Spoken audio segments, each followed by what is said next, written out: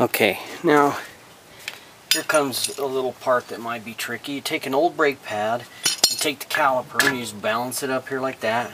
Set the old brake pad on here, okay? On the caliper part.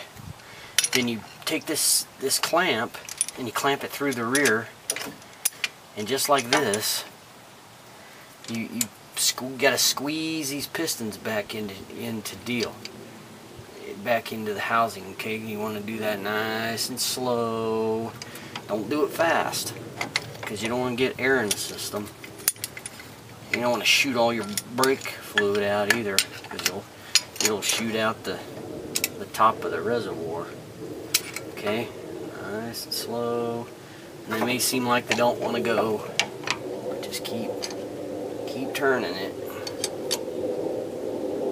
Just keep turning it, and they'll go back in. Just do it nice and slow. Okay, and you have to do that until you get it all the way in. Okay, now we're ready to put the caliper back on. Okay, what you want to do is you put your inside disc in here, and it slides down in the little slots that you have. Okay, and then this thing's going to sit like this, so go ahead and put that back on.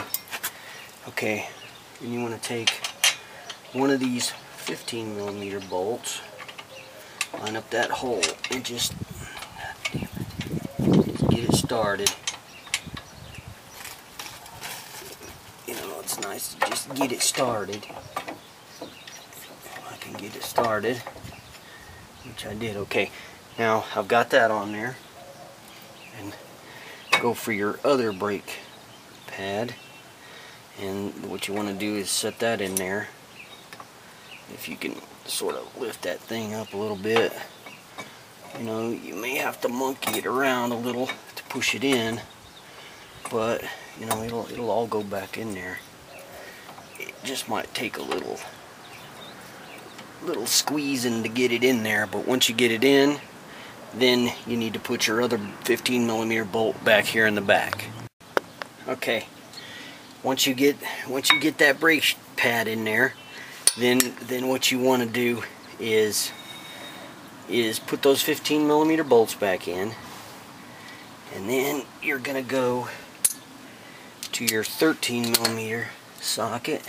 You're gonna take that caliper that you smashed back, and that thing just sits right on top of there, and these pins are sticking out. You gotta push those in a little bit like that, and it'll line up, and then stick your bolt back in here if you can. Tighten that one, and those 15mm bolts in there that are holding that caliper on, you need to tighten those pretty damn tight. This right here also, I mean, you don't need to twist it off, but you need to get it tight, because you don't want that coming off. Same deal here. You want to get that pretty tight, okay? And then there you go. That's pretty much all there is to it. It's already on. Now what you want to do is, I'm sure you're going to see some brake fluid under your car, so be sure and set some cardboard or something under there, because you're going to get a leak, okay? And that's just the brake fluid squeezing back up through that reservoir as you're mashing the pistons on the caliper. So here's what you need to do. Take some brake parts cleaner. Don't smell this stuff, because it has toluene in it. That's carcinogen. That causes cancer. Spray this. Spray that real good. And then take a decently clean rag and wipe that grease off of there, and oil or anything else, fingerprints, anything else you got on that disc. Okay? Do it on this side, but also do it on the back side, because you need to get, you're going to have to do it from down here. You need to get that off of there. Okay?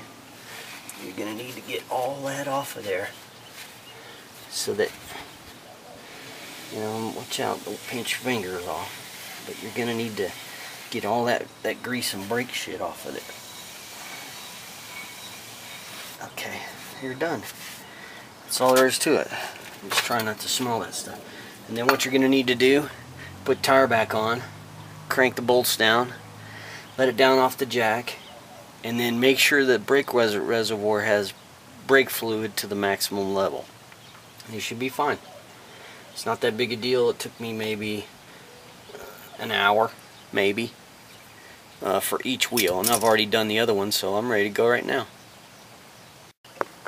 Okay, now all I gotta do is get the wheel back on, tighten all the bolts.